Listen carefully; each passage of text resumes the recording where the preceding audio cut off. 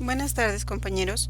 Como parte del Estado híbrido en México y los elementos analizados durante el periodo, vamos a revisar el Tratado de Libre Comercio de América del Norte llamado Telecán.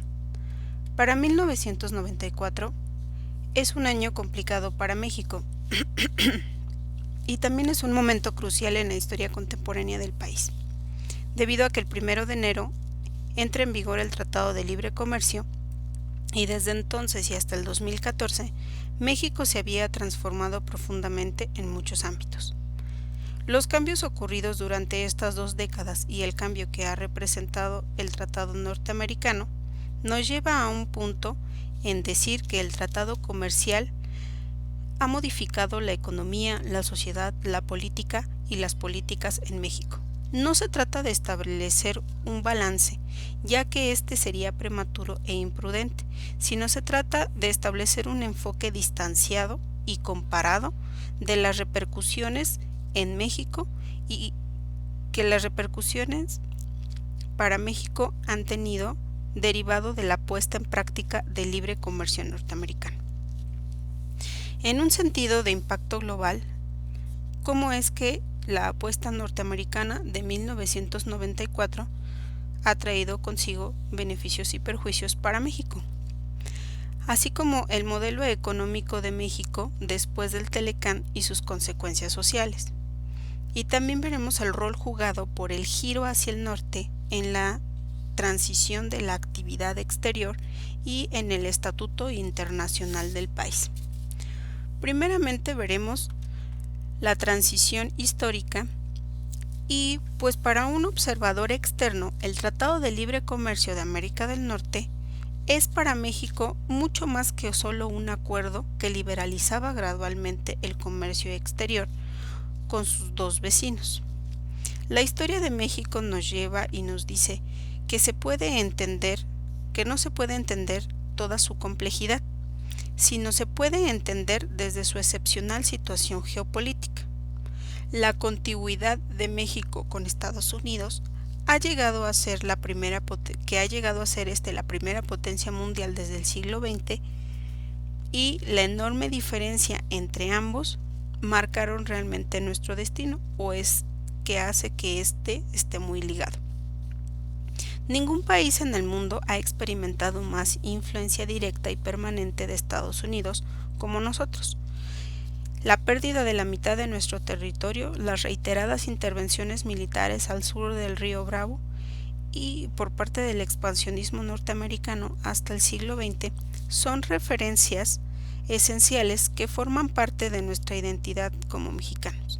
Y es por eso que al término de la Revolución Mexicana en 1910 surge esta injerencia estadounidense y se manifiesta de forma continua con el asesinato de Madero, las amenazas del presidente Coolidge que intervienen en la armada contra Plutarco Elías Calles y pues hacen que el país realmente se encierre en una actitud eminentemente defensiva,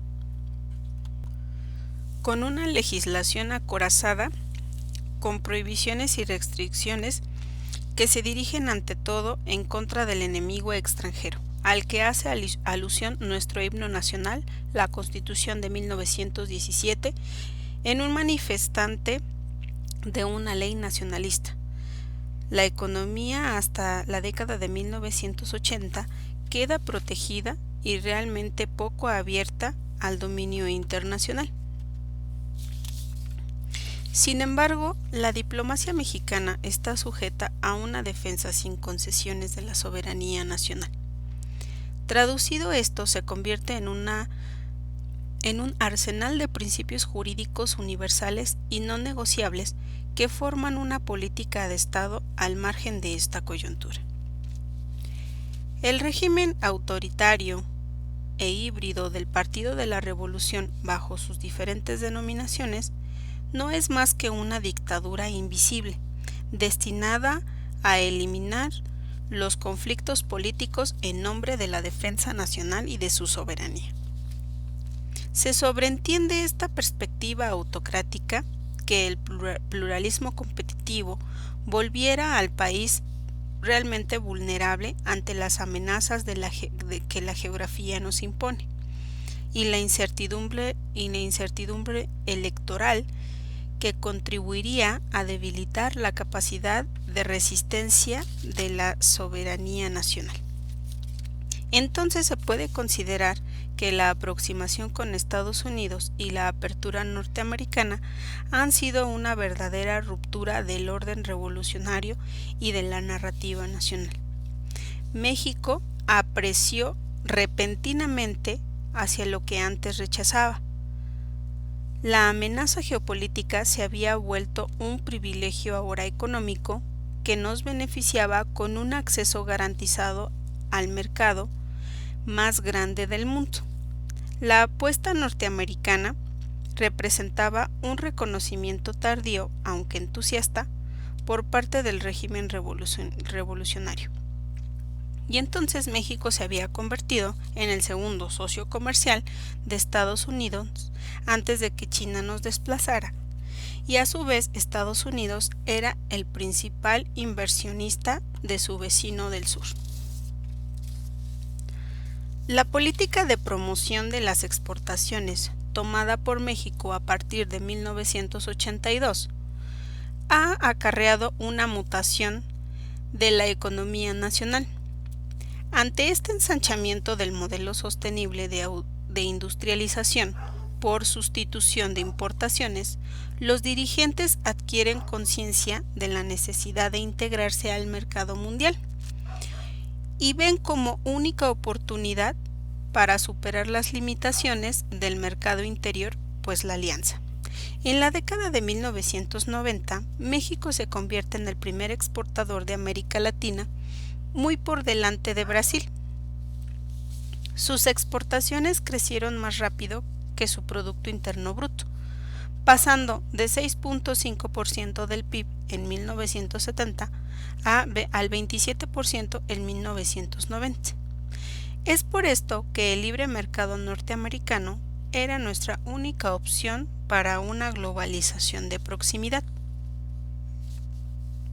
El Tratado de Libre Comercio norteamericano no fue un proyecto aislado ni un cambio de trayectoria inesperado.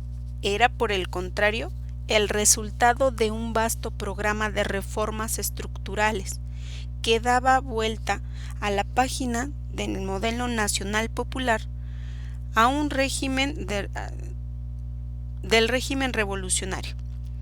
El tratado viene a consolidar y a perpetuar el nuevo curso liberal de la economía mexicana. Los gobiernos sucesivos de 1982 han conseguido determinar políticas que aperturan la economía, y es a partir de 1988 cuando el gobierno da prioridad a una reconversión productiva que desregula y liberaliza todos los sectores económicos. Con excepción, claro, de la energía, vías ferroviarias, la mayoría de las empresas se privatizan, dando lugar a la cesión más importante de activos de un estado en América Latina. Por último, hay una decisión simbólica en materia social sobre la supresión del ejido al modificar la Constitución para utilizar la redistribución de tierras, y esta marca el fin de la Revolución Mexicana y su carácter agrarista y comunitario. Si bien es cierto que el Tratado de Libre Comercio no causó mucho entusiasmo en la opinión pública norteamericana, por no decir que causó bastante hostilidad entre los sindicatos obreros, México toma otra postura y tiene una posición que es relativamente moderada y discreta. El éxito de que ésta sea moderada y discreta es porque es el sexenio de Carlos Salinas de Gortari da prioridad y lo muestra como el eje central de su sexenio y moviliza un amplio dispositivo de comunicación para sensibilizar y convencer a la opinión pública que estas negociaciones son un éxito. Los críticos del lado mexicano surgieron de las asociaciones campesinas e independientes y de grupos intelectuales. Por parte de los partidos políticos de Acción Nacional, era complicado, pero a la vez realizable ver cómo su programa económico se ponía en marcha. Salió también una minoría antiamericana que expresó su malestar, y por otro lado el Partido de la Revolución Democrática aceptaba aparentemente la apertura hacia el norte, pero con la demanda de que se extendiera la movilidad de los trabajadores y de que los mexicanos afectados por la liberalización del comercio regional pues recibiesen compensaciones adaptadas, obviamente adaptadas al momento y adaptadas a la economía. La recomendación de los años anteriores del presidente Ronald Reagan era una propuesta de apostar a México y establecer una zona de libre comercio con el punto de argumentación para los partidos de acuerdo al modelo liberal que mostraba una alternancia y para México un retroceso en su régimen nacionalista.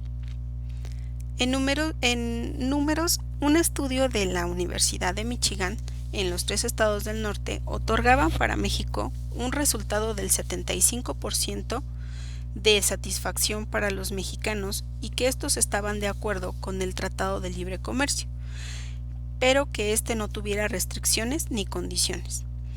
En contra había un 37% de estadounidenses más un 59% de mexicanos que aceptarían que México y Estados Unidos pudieran fusionarse en un solo estado, si realmente esto garantizaba una mejor calidad de vida.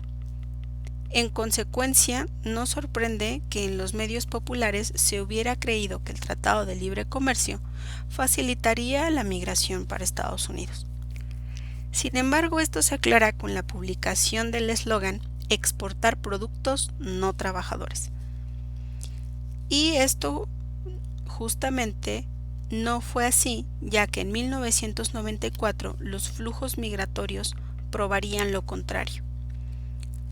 Otra hábil comunicación pública emitida en ese momento fue administrada muy sutilmente y nos hace creer que nos integraríamos a un país que al integrarnos a un país de primer mundo, la participación económica de estos dos grandes estados industriales, México podría realmente tenerla, es decir, ser un país desarrollado y mejorar nuestra economía. Cuando México entra al club de 1994, a un club exclusivo de los países ricos, que suponía ser la Organización para la Cooperación y el Desarrollo Económico, que es la OCDE, paradójicamente el anhelo mexicano de crear una economía de primer mundo pues se viene abajo. En febrero del 2014, los dirigentes de los 3 estados se reúnen en la 7ª cumbre de la Alianza del Pacífico, que marcaba 20 años de la entrada en vigor del tratado. Celebraron el éxito del libre comercio regional y al recordar el comercio entre países que el comercio entre países pues se había cuadruplicado y que las inversiones cruzadas se habían multiplicado por 5 desde 1994. En cuanto a los acuerdos comerciales que han favorecido el crecimiento y la creación de empleos, aunque es técnicamente imposible determinar la causa de esta multiplicidad y de los factores que intervienen, sin embargo, sí es de reconocer que la integración comercial realmente no aportó a México esa convergencia que se esperaba con los niveles de vida y bienestar de los países desarrollados en general, ni de los vecinos más prósperos. México no consigue en 2 décadas el gran salto hacia adelante que había querido hacer, como lo consigue. Hay otros países que sí lo consiguen, y en este caso es Asia, Corea del Sur y Taiwán. Bajo este ángulo, las consecuencias del acercamiento entre México y Estados Unidos pues son particularmente significativas. El presidente Bill Clinton se apuró a reunir los medios necesarios para el rescate financiero proveniente de la crisis del 94 al 95. Sin embargo, esta intervención no obedecía solamente a un temor estadounidense del efecto del tequila o de un contagio sistemático, se debía realmente a una interdependencia oficializada por el Tratado de Libre Comercio y la División Regional del Trabajo Industrial, así como las inversiones y compromisos financieros que se tenían en los bancos estadounidenses y en los movimientos de recuperación de esta depresión de 1995, pues nos deja claro que México, ayudado por el país del norte, pudo salir de esta crisis en una corta, al cabo de un año. Es muy corta la crisis que dura. El Telecán ha sido un medio para adaptar la economía mexicana a las grandes corrientes de globalización. En consecuencia, la apertura comercial, las desregulaciones y la reforma del Estado, es decir, la reducción de su perímetro, nos muestra que es una de las consecuencias indeseables del empoderamiento y de los desequilibrios regionales y de la fractura norte-sur del país. El tratado no ha homogeneizado el territorio ni ha generado un reajuste en las zonas deprimidas. La brecha ha recorrido al país de norte a sur, extendiendo las desigualdades de la vida que se hacen preguntarse si sus habitantes pertenecen realmente al mismo país.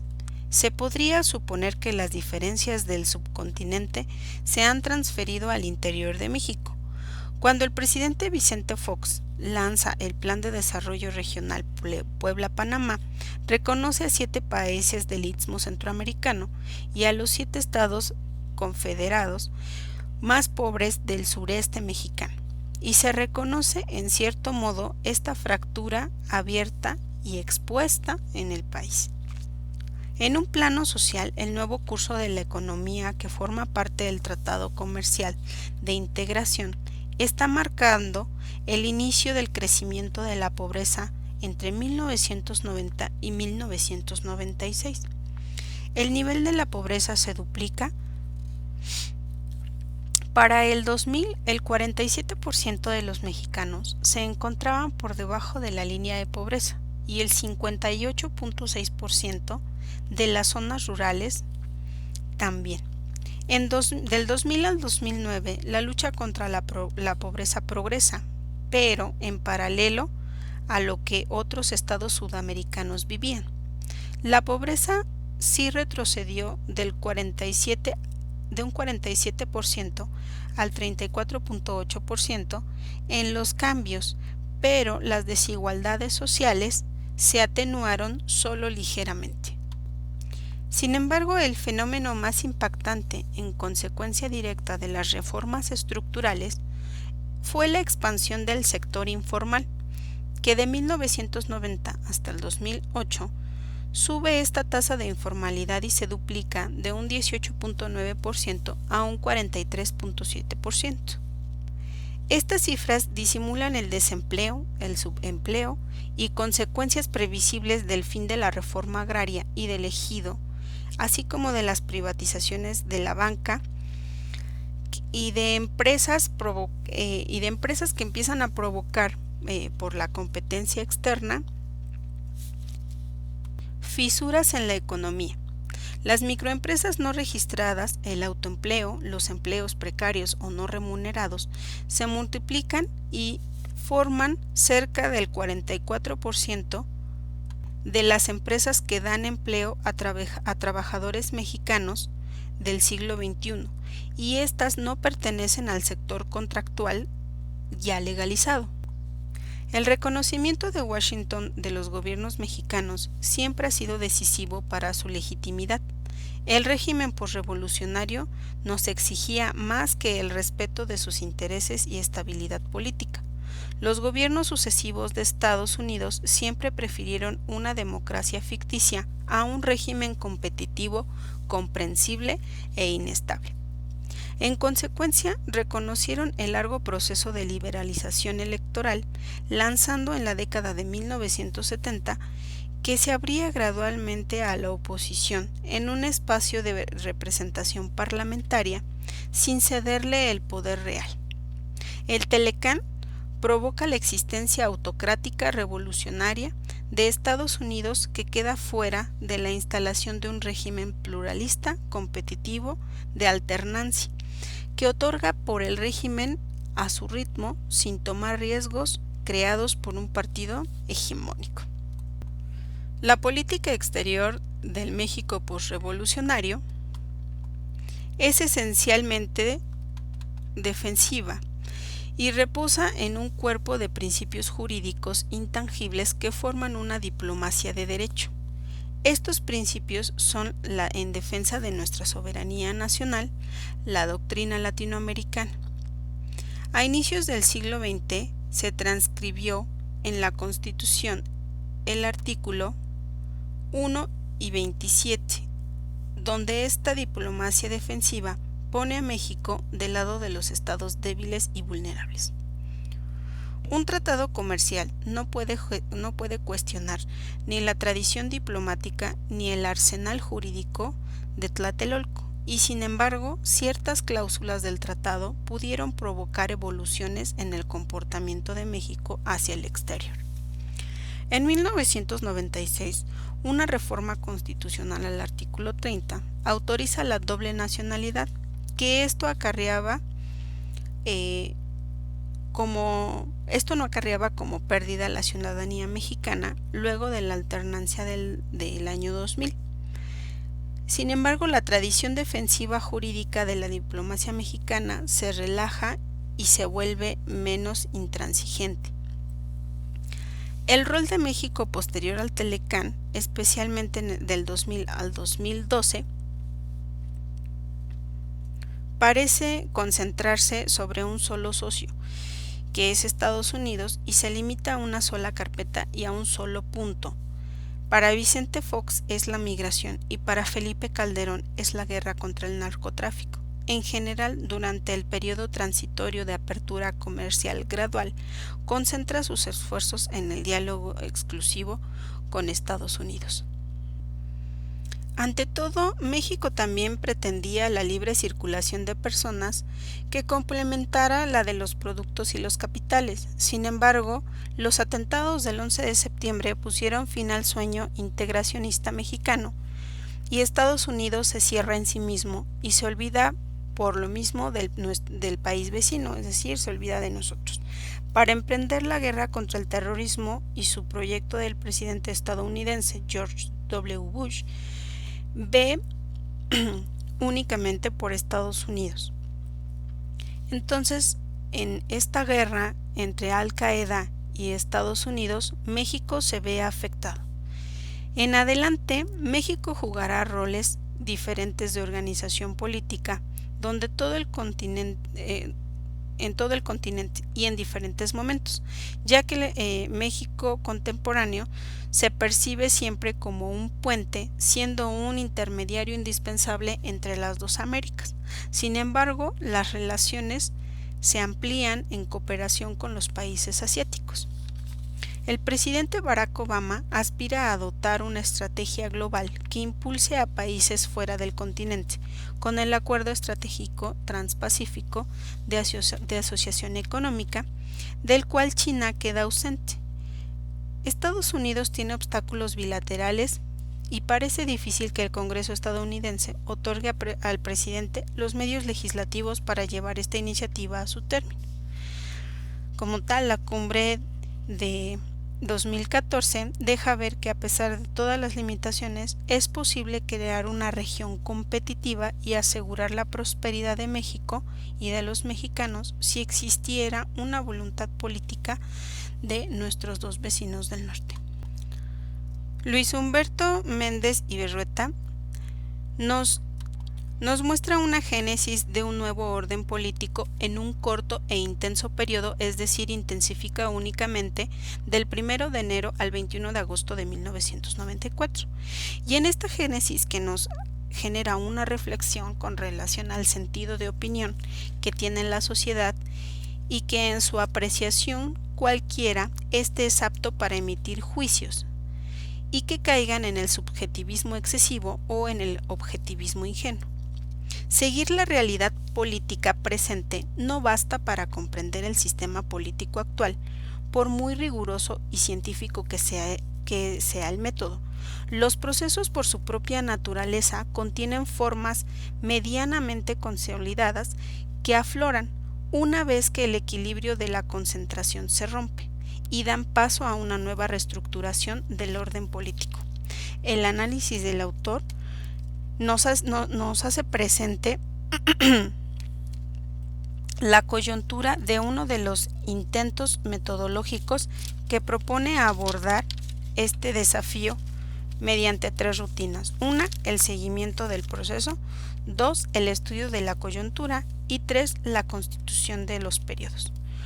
El análisis de una coyuntura siempre está en constante transformación, encontrando todo evidente sin importar los desajustes. La distancia media entre 2 coyunturas se llama periodo, y el análisis de periodo es un análisis histórico de lo contemporáneo. La génesis de un nuevo orden político surge el 1 de enero del 94 con la manifestación de los sucesos en Chiapas, apegándose a la coyuntura para sacar provecho a fin de determinar las posibilidades reales de un nuevo orden social, diferente al que ya había prevalecido hasta antes del 88 y con anterioridad a 1982. Y surge la frase "ni para gato pardo", que es cambiar casi todo para cambiar casi nada, para que casi nada cambie. Lo que pretende evidenciar con esta frase es que a pesar de los cambios sustanciales realizados durante la década de los 80, nada significativo ha ocurrido en el orden económico ni en el orden social. En este análisis trata de profundizar en el centro de poder en México, sobre todo en el último sexenio, donde el presidencialismo, el corporativismo y la corrupción son adjetivos recurrentes del partido único que ejerció su dominación durante más de 50 años. La coyuntura abarca hechos relevantes que van de enero de 1994 hasta agosto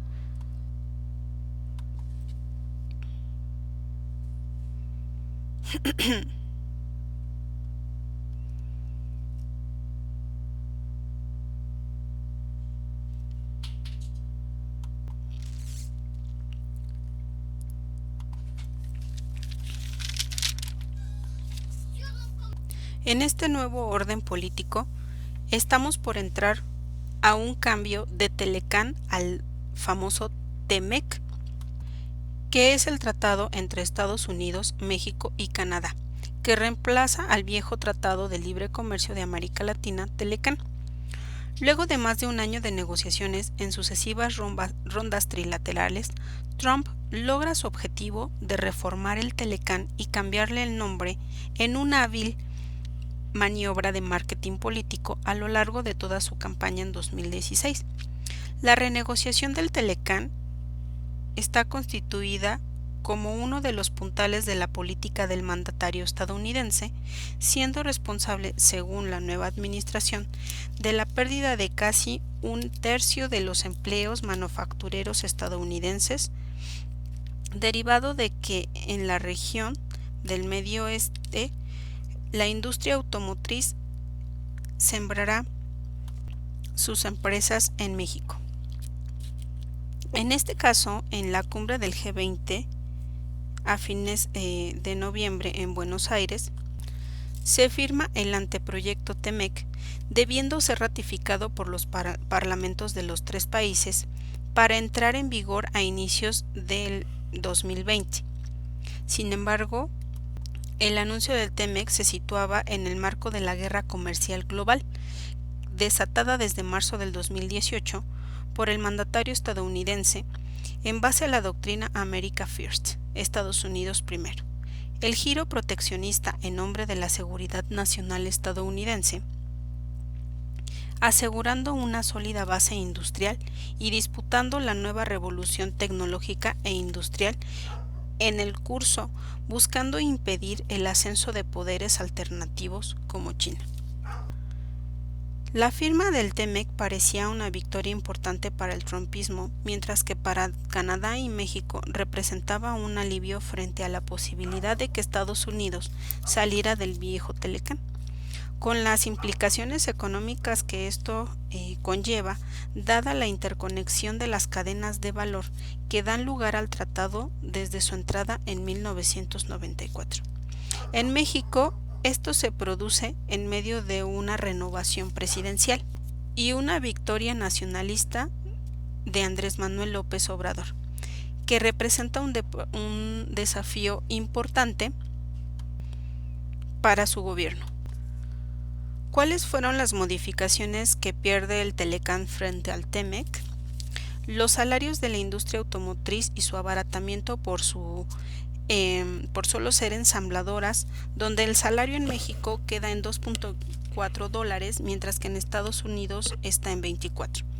Los derechos de autor y propiedad intelectual también se ven modificados porque se podía hacer uso cuando el autor falleciera y después de 50 años.